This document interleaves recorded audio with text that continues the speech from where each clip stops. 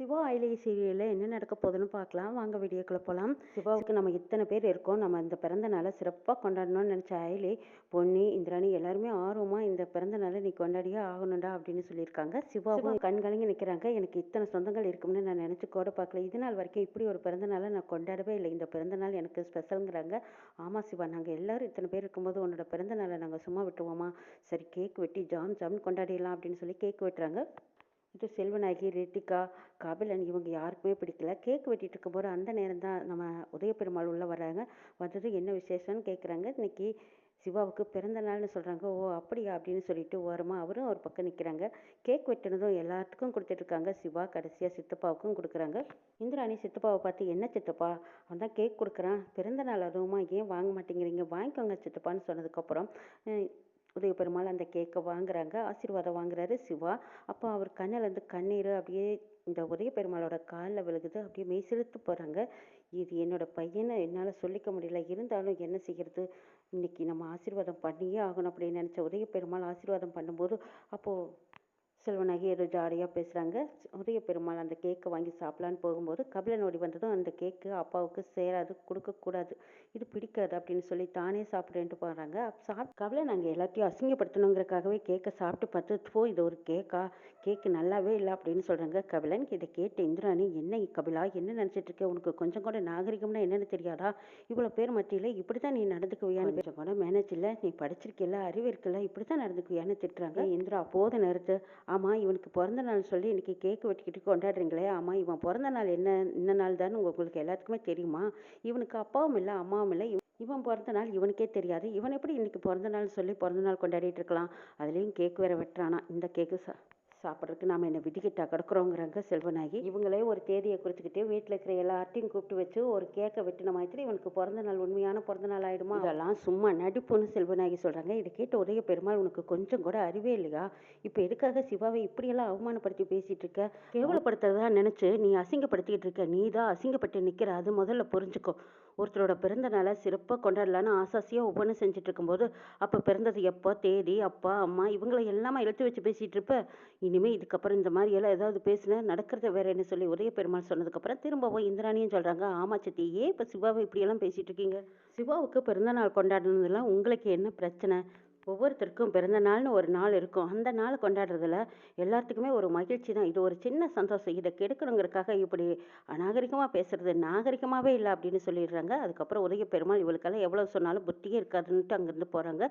அப்போ பின்னாடியே ஓடி போய் செல்வனாகி, ஓஹோ உங்கள் பெரிய மகனுக்கு பிறந்த நாள் கொண்டாடுறதுல உங்களுக்கு அவ்வளவு ஆர்வமா, இந்த பிறந்த நாளுக்கு கேக் வெட்டி கொண்டாடலைன்னா மாட்டேங்குதா, ஏன் இவன் பிறந்த நாளை அப்படி கிட்ட நின்று அப்பாங்கிற ஸ்தானத்தில் அவனுக்கு கேக் வெட்டி ஊட்டி விடணுமா என்ன, இதை நான் எதிர்பார்க்கல, ஆனால் நீங்கள் விட்டா தலையிலேயே தூக்கி வச்சு இவன் தான் என்னோட மூத்த வருஷம்னு சொல்லி கொண்டாடுவீங்க போல இருக்குதுன்னு செல்வநாயகி கேட்கவும், இங்கே பார் செல்வநாயகி, நீ கேட்டுக்கிட்ட சத்தியத்துக்கு தான் நான் கட்டுப்பட்டு அமைதியாக இருந்துகிட்ருக்கேன், ஆனால் இந்த அளவுக்கெல்லாம் நீ என்னை கொடுமைப்படுத்தணும், என்னை டார்ச்சர் பண்ணணும், என்னையும் தாண்டி சிவாவையும் நீ இந்த அளவுக்கு அசிங்கப்படுத்துவீன்னு நான் நினைக்கிறேன், இப்படி அசிங்கப்படுத்துறதுனால உனக்கு என்ன ஆக போகுது, அவன் அவன் பாட்டுக்கு இருக்கான், நீ பாட்டுக்கு இருக்க வேண்டியதானே, இந்திரா தான் எவ்வளவோ உனக்கு எடுத்து சொல்கிறல்ல, திரும்ப திரும்ப நீ சிவாவை அசிங்கப்படுத்தி அவனை கிளறி விட்டுக்கிட்டே இருக்க, இது எங்கே போய் முடியுமோ தெரியாது, ஆனால் நீ அமைதியாக இருக்க வரைக்கும் உனக்கு நல்லதுங்கிறாங்க ஒரு பெருமாள்.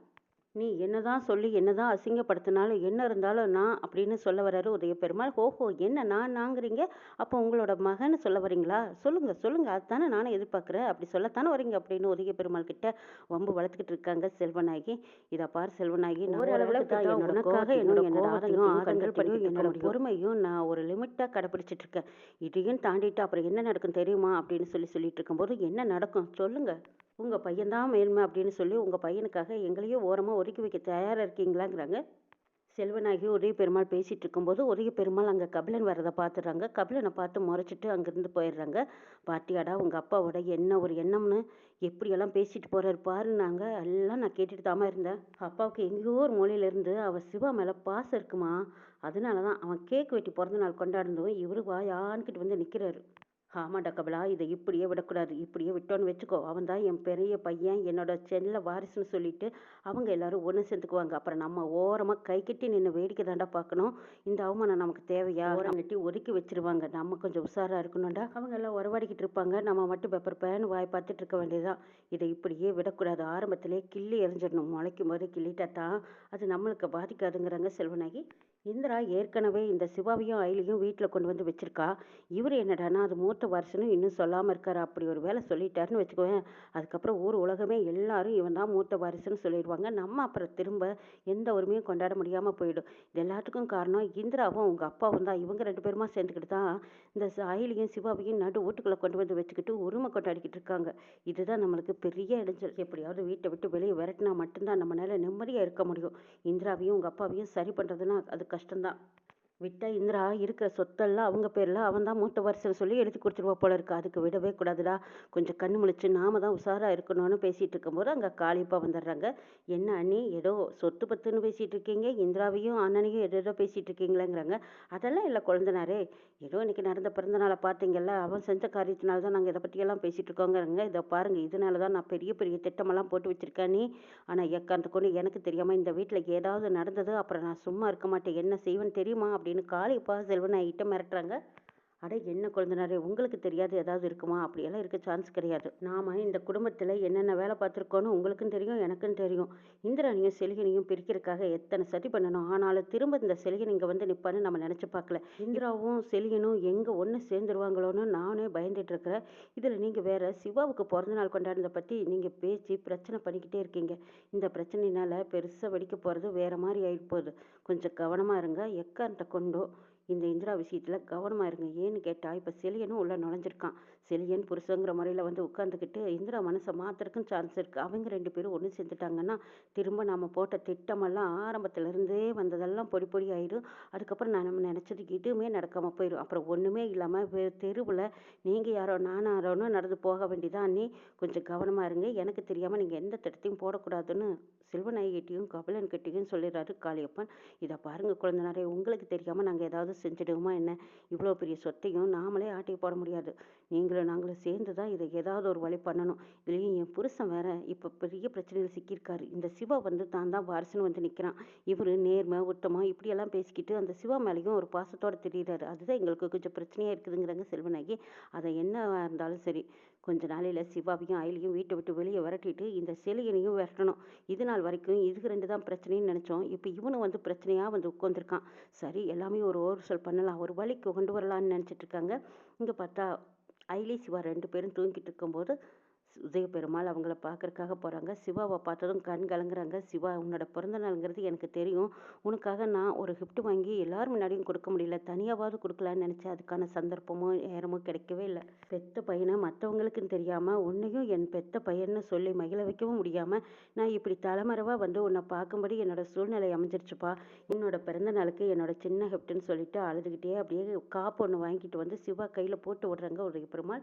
சிவா, நீ ஆசைப்பட்டதெல்லாம் கிடைக்கணும், நீ நல்லா இருக்கணும்னு சொல்லி கண் கலங்க அப்படியே உதய பெருமாள் சிவா நெத்தியில் முத்தம் வச்சுட்டு அங்கேருந்து கண்ணை தொடச்சிட்டே போயிடுறாங்க. செல்வனாகி தூக்கம் இல்லாமல் கிடக்குறாங்க. இங்கே பாரு கபிலா, இதை நம்ம இப்படியே விடக்கூடாதுடா. உங்கள் அப்பா போகிற போக்க பார்த்தா கண்டிப்பாக என்னோட சத்தியத்தை மீறுவாருடா. சிவா தான் என்னோட மூத்த வாரிசுன்னு சொல்லி எல்லார் முன்னாடியும் சொல்கிறதுக்கான சான்ஸ் இருக்குது. அவர் என்னால் நம்பவே முடியலைங்கிறாங்க செல்வனாகி. ஆமாம்மா, நீங்கள் சொல்கிறது சரிதான். நேற்று சிவா போய் அப்பா காலில் விழுந்ததும் அப்பா கண்கலங்கி நின்னதை பார்த்தீங்கல்ல. கண்டிப்பாக இன்னைக்கு இல்லாட்டி என்னைக்காவது ஒரு நாள் அவர் மகனை ஏற்றுக்கிறதுக்கான சான்ஸ் இருக்குது. நம்ம எல்லாரும் பக்கத்தில் நின்றதாலையும் உங்களுக்கு பயந்துக்கிட்டு தான் அவர் வந்து தம் மகன்னு சொல்லிக்காமையும் காட்டிக்காமையும் இருக்காங்கம்மா. எல்லாரும் இருந்ததுனால அவங்க பாசத்தை காட்டல. கண்டிப்பாக யாரும் இல்லைன்னா நிச்சயமாக அவங்க தம் மகன்னு சொல்லி ஏதாவது ஒரு வசனம் பேசியிருப்பாருங்கிறாங்க கபிலன். ஆமாண்டா, அதுக்கு தான் நம்ம என்ன பண்ணலாம் யோசிக்கலாம்டா. இந்த வீட்டில் சிவாவையும் உங்கள் அப்பாவையும் ஒன்றா வச்சிருக்கவே கூடாது. அப்படி ஒரு வேலை வச்சுருந்தா ஒரு நாள் இல்லாட்டி ஒரு நாள் உங்கள் அப்பாவே வாய் விட்டு எல்லாரும் முன்னாடியே இவன் தான் மூத்த வருஷம் சொல்லிடுவார். என்ன தான் பண்ணுறதுன்னு எனக்கு ஒன்றுமே புரியல. ஒரே குழப்பத்தோடவே இருந்துகிட்ருக்கேன். ஆனால் எனக்கு அவ்வளவு கோவம் ஆத்திரம் வந்துட்டுருக்கு. இந்த சிவா மட்டும் உங்கள் அப்பா கிட்ட வந்து பேசினா அப்படியே எனக்கு கொலை வெறி ஆகுது தெரியுமாங்கிறாங்க செல்வநாயகி. அம்மா, உன்னை விட எனக்கு அதிகமாகவே இருக்குது தெரியுமா. இந்த வீட்டில் நான் தான் மூத்த வாரிசு நான் நினச்சிட்ருக்கேன். அதுக்கு எனக்கு எதிரியாகவும் எனக்கு போட்டியாகவும் வந்து நிற்கிறேன் இந்த சிவாவை அப்படியே எனக்கு வர ஆத்திரத்துக்கும் கோவத்துக்கும்னு சொல்லி கபிலன் பல்ல வெறிவிட்டு நிற்கிறாங்க. ஏதாவது ஒரு சதி பண்ணி இந்த சிவாவை வீட்டை விட்டு வெளியே விரட்டலான்னு பார்த்தா அவனுக்கு சப்போர்ட்டா அயலி இருக்கா. அயலியும் சிவா 2 பேத்துக்கும் சப்போர்ட்டா இந்திராணி வேற இருக்கா. இந்திராணி மட்டும் சரின்னு சொல்லி இவங்க 2 பேத்தையும் வெளியே அனுப்புனா நல்லா இருக்கும். ஆனா அவளே இவ்வளவு ஃபுல் சப்போர்ட் கொடுத்துட்டு அவங்க 2 பேரும் வீட்டு தான் இருக்கணும்னு வச்சிட்டு இருக்கா. இப்போ யாரை வெளியே விரட்டுறதுனே ஒன்றும் புரியல. இதுல பத்தாததுக்கு அந்த செலியனும் வந்து உட்காந்துருக்கான். அந்த செலியனுக்கு இதுக்கு 2 சப்போர்ட் பண்ணி உட்கார வச்சிருக்கு. சிவா தான் வீட்டோட மூத்த வாரிசுன்னு செல்வநாயகி கபிலன் 2 பேருமே பேசிட்டு இருக்கிறத ரித்திகாவுக்கு இது வரைக்கும் தெரியாம வச்சிருந்தாங்க. ஆனா ரித்திகா வந்ததும் இவங்க 2 பேரும் பேச்ச நிறுத்துறாங்க. ரித்திகாவுக்கு சந்தேகமா இருக்கு. என்னது இவங்க 2 பேரும் தனியா நின்னு பேசிட்டு இருக்காங்க. நாம வந்ததும் இவங்க பேச்ச நிறுத்திக்கிறாங்க. என்னவா இருக்குன்னு அவங்களுக்குள்ள ஒரு சந்தேகம் வந்துட்டே இருக்குது. ரித்திகா இவங்கள கேட்காம விடக்கூடாதுன்னு நினைச்ச ரித்திகா, என்னத்த நான் வர்றதுக்கு முன்னாடி ஏதோ ரகசியமா பேசிட்டு இருந்தீங்க. நான் வந்ததும் பேச்ச நிறுத்திக்கிட்டீங்களே, என்னதான் அப்படி பேசிட்டு இருக்கீங்கன்னு கேக்குறாங்க. அட ஒண்ணும் இல்ல ரித்திகா. அயலியும் சிவாவும் இந்த வீட்டிலேயே பிறந்த நாள் கொண்டாடுற அளவுக்கு முன்னுரிமை எடுத்துக்கிட்டாங்க. இதுக்கு காரணமும் இந்திராணி தானே. இதுதான் இதை பற்றி தான் நாங்கள் பேசிட்டு இருக்கோம். இந்திராணி மட்டும் இடம் கொடுக்காம இருந்தா இவங்க 2 பேரும் ஓரமா இருக்கிற இடம் தெரியாம இருப்பாங்க. பிறந்த நாளெல்லாம் கொண்டாடுவாங்களா, அதை பற்றி தான் நாங்கள் பேசணும். நீ ஒன்றும் தப்பா எடுத்துக்காத ரித்திகாங்கிறாங்க. ஓஹோ அப்படியா அப்படின்னு நினைச்ச ரித்திகா, இவங்க 2 பேரும் ஏதோ ஒன்றை மறைக்கிறாங்க. ஆனால் இது என்னன்னு தான் தெரியலையா அப்படின்னு யோசிச்சுட்டே போறாங்க. கண்டுபிடிக்கிறேன், கூடிய சீக்கிரம் கண்டுபிடிக்கிறேன், உங்களை வச்சே நான் கண்டுபிடிக்கிறேன்னு நினைச்சிட்டு ரித்திகா இவங்க 2 பேர்ட்டையும் சந்தேகப்பட்டு கவனிச்சுட்டு வச்சுக்கிறேன்ட்டு போறாங்க. இங்க கபிலனுக்கு வர்மா ஃபோன் பண்றாரு. என்னடா கபிலா, உன் வீட்டில் சிவான்னு ஒருத்தன் வந்திருக்கானா, அவனுக்கு பிறந்த நாளெல்லாம் சிறப்பாக கொண்டாடிக்கிட்டு இருப்பீங்க போல இருக்குதுங்கிறாங்க. வர்மா அதை பற்றி பேசாத, எனக்கு பிடிக்கவே இல்லை. அவங்க 2 பேரும் வீட்டில் வந்து இருக்கிறதே எனக்கு பிடிக்கல. இதில் வேற அவங்களுக்கு நான் எதுக்கு பிறந்த நாள் கொண்டாட போகிறேன். அதுக்கெல்லாம் தேவையில்லாமல் வேலை பார்த்துட்டு இருக்கு. இது பிரச்சனை தான், இந்த பிரச்சனை தான் எங்கள் வீட்டில் பெருசாக ஓடிக்கிட்டு இருக்கு. அவங்கள விரட்டுற வரைக்கும் எங்களுக்கு நிம்மதி இல்லைங்கிறாங்க. அப்படியா, சரி சரி, அதை அப்புறம் பேசிக்கலாம். இப்போ நான் உங்ககிட்ட ஒரு முக்கியமான விஷயம் பேசணும், நீ வா, உடனே வான்னு கூப்பிடுறாரு வர்மா. கபிலனும் வேறு வழியே இல்லாமல் வர்மா கூப்பிட்டதும் போய் நிற்கிறாங்க. என்னடா கபிலா, அவங்க அப்பா எலெக்ஷனில் நிற்கிறதா நான் கேள்விப்பட்டேனே. எலெக்ஷனில் நின்று ஜெயிச்சு எம்எல்ஏ போஸ்டிங் வாங்கிட்டா எல்லாருமே ஒன்று சேர்ந்துக்கிட்டு என் கதையை முடிக்கலான்னு திட்டம் போட்டு வச்சிருக்கீங்களாடான்னு கேட்குறாங்க. ஐயோ வர்மா, ஏன் இப்படியெல்லாம் கற்பனை பண்ணிட்டு இருக்க. எங்கள் அப்பா எலெக்ஷனில் நிற்கிறது எனக்கே பிடிக்கலைங்கிறாங்க. அட சும்மா சொல்லாதடா, உங்கள் அப்பா எலெக்ஷனில் நிற்கிறதும் நீயும் சரின்னு ஒத்துக்கிட்டே போல இருக்கு. உங்கள் அப்பா எலெக்ஷனில் நின்று ஜெயிச்சிட்டா என் கதையை முடிக்கிறதுக்கு தான் எல்லாருமே சேர்ந்து திட்டம் போட்டிருக்கீங்கன்னு எனக்கு தோணுது. ஏன்னு கேட்டால் நடக்கிறதெல்லாம் பார்த்தா அப்படி தானே தெரியுது. அப்போ நீ சொன்னால் உங்கள் அப்பா கேட்க மாட்டாரா, எலெக்ஷனில் நிற்க வேண்டாம்னு நீ சொல்ல வேண்டியதானுங்கிறாங்க. ஐயோ வருமா, நான் சொன்னால் கேட்க மாட்டார். எங்கள் அக்கா சிவா ஐலி இவங்க எல்லாருமே எங்கள் அப்பாவுக்கு சப்போர்ட் பண்ணுறாங்க. எங்கள் அப்பா எலெக்ஷனில் நிற்கிறேன்னு சொன்னதுமே வேண்டான்னு சொன்னதும் முதல் ஆள் நான் தான். எங்கே என் பேச்சை கேட்குறாங்க. ஆனால் சிவா ஐலி இவங்கெல்லாம் சொல்கிறது தானே எங்கள் அப்பாவும் கேட்குறாங்க. நான் என்ன செய்யட்டுங்கிறாங்க கபிலன். டேய் கபிலா, சிவா ஐலின்னே சொல்லிக்கிட்டு இருக்கியே, அவங்க இந்த வீட்டில் இருக்க வரைக்கும் அவங்களுக்கு உனக்கு இடைஞ்சல்னு சொன்னால் உடனே அவங்க கதையை முடிக்க வேண்டியதானே. டேய், அங்கே இருக்கிறது யாரோ ஒருத்தர் போலீஸ்னு நான் சொல்லியிருக்கேன். அப்படி இருந்தும் நீ என் பேச்சை கேட்குற மாதிரி தெரியல. ஒருவேளை நீ போலீஸ்க்கே கை வேலை பார்க்குறியோன்னு எனக்கு தோணுது. சந்தேகமாக இருக்குதா, அந்த பக்கம் தாண்டிட்டியா, அப்படிக்கு இது நம்ம இருக்கா உனக்கு அப்படின்னு வர்மா கேட்குறாங்க. ஐயோ வர்மா, என்ன நீ இப்படியெல்லாம் பேசிகிட்டு இருக்க, என்னையே நீ சந்தேகப்படுறியே. உனக்கு தானே இவ்வளவு நாளாக நன்றி விசுவாசமாக நான் வேலை பார்த்துட்டு இருக்கேன். அப்படி இருக்கும்போது நீ என்ன இப்படியெல்லாம் சொல்கிறது எனக்கு பிடிக்கலைங்கிறாங்க.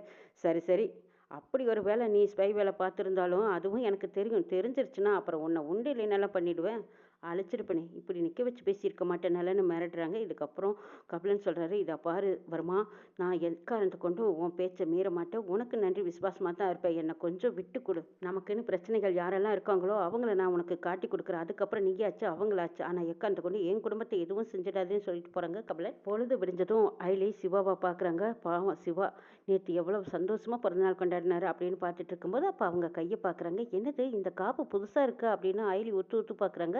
அப்போ சிவா கிட்ட கேட்குறாங்க, சிவா இந்த என்னது காப்பு மாற்றிட்டீங்களாங்கிறாங்க. இல்லையே, நேற்று நான் என்னோட காப்பு தானே போட்டிருந்தேன், இது என்ன புதுசாக இருக்குதுங்கிறாங்க. முருகி பெருமாள் சிவாவோட காப்பை கலட்டி டேபிள் மேலே வச்சுட்டு இந்த காப்பை போட்டிருக்காங்க. இதை பார்த்து அயலை புரிஞ்சுக்கிட்டாங்க. ஓ, இது மாமாவோட வேலை தான், இது மாமா வாங்கிட்டு வந்திருக்காங்க. பாவம், யாருக்குன்னு தெரியாமல் தன்னோட மகனுக்கு ஒரு பரிசு பொருளை கொடுத்துருக்காங்க. அப்போ அவருக்குள்ளே இருக்கிற பாசம் எந்த அளவுக்கு உண்மைன்னு தெரியுதா. சிவா, இப்போவாது உங்கள் அப்பாவோட பாசத்தை புரிஞ்சுக்கங்க. யாருக்குன்னு தெரியாமல் அவங்க மேலே பாசம் வச்சிட்டு இருக்காரு. வெளிப்படையாக பாசத்தை காட்ட முடியாத சூழ்நிலையில் இருக்காங்கன்னு நமக்கே புரியுதுங்கிறாங்க ஐலி. ஆயிலை சொல்ல சொல்ல அப்படியே சிவா கலங்கி நிற்கிறாங்க. என்னோட அப்பா என் மேலே பாசமாக இருக்காருன்னு நீ சொன்னதுமே என் மனசே கலங்கி போச்சுங்கிறாங்க. அதுதான் சிவா உண்மை. பாத்தியா உள்ளுக்குள்ள அன்பு இருந்ததுனால தான் நேற்று பிறந்த நாள் தெரிஞ்சு உங்களுக்காக காப்பு வாங்கிட்டு வந்திருக்காங்க. உங்கள் கையில் இந்த சைஸில் காப்பு வாங்கி போடுறதுக்கு இந்த வீட்டில் வேறு யாருக்கு தெரிய போகுது?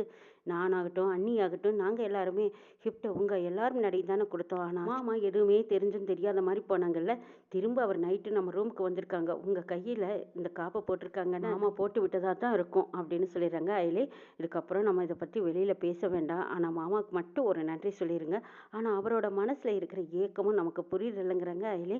எனக்கும் புரியுது. எங்கள் அப்பா என்னை தேடி வந்திருக்காரு. ஆனால் நான் தான் அந்த நேரம் பார்த்து கண்மொழிக்காமல் போயிட்டேங்கிறாங்க. வருத்தப்படாதீங்க சிவா. கூடிய சீக்கிரம் அவர் வாயாலேயே உங்களை வாரிசுன்னு சொல்ல போகிறாங்க. ஏன்னு கேட்டால் கபிலன் செல்வனாகி இவங்க எல்லாரும் கொடுக்குற டார்ச்சர்லேயே அவங்க எல்லாத்தையும் மீறி வேலையை பாருங்கன்னு சொல்லிட்டு நிச்சயமாக உங்களை ஏற்றுக்கத்தான் போகிறாங்க. இதுவும் கூடிய சீக்கிரம் நடக்கத்தான் போகுதுங்கிறாங்க அயலி. நீ சொல்கிறது மட்டும் நடந்துட்டா அதை விட பெரிய சந்தோஷம் என் வாழ்க்கையில் வேற என்ன இருக்குங்கிறாங்க. கண்டிப்பாக நடக்கும் சிவா. இந்த வருஷம் பிறந்த நாள் உங்கள் அப்பா கூட சேர்ந்து வாழ்கிற பிறந்த நாளாக தான் இருக்கும். இந்த வருஷத்தை நீங்கள் சிறப்பாக கொண்டாட தான் போகிறீங்க பாருங்கங்கிறாங்க. அப்போது சிவாவும் உள்ளுக்குள்ள மனசில் ஒரு ஆறுதலாகவும் ஆனந்தமாகவும் இருக்காங்க. கபிலன் வீட்டுக்கு வந்தும் கூட வர்மா பேசுனதையே நினச்சிட்டு இருக்காங்க. அப்பா இதுக்காக எலெக்ஷன் நிற்கிறாரு. இது வர்மாவுக்கு பிரச்சனையாக இருக்குது. அதுக்கு சிவாவும் அயலியும் இந்த வீட்டில் வந்து உட்காந்துக்கிட்டு எங்கள் அப்பாவோட வாரிசுன்னு சொல்கிறாங்க. என்னோட உரிமையை தட்டி பறிக்க நினைக்கிறான் இந்த சிவகொட்டு வேலவர் வாரிசுனா நான் மட்டுமா தான் இருக்கணும்.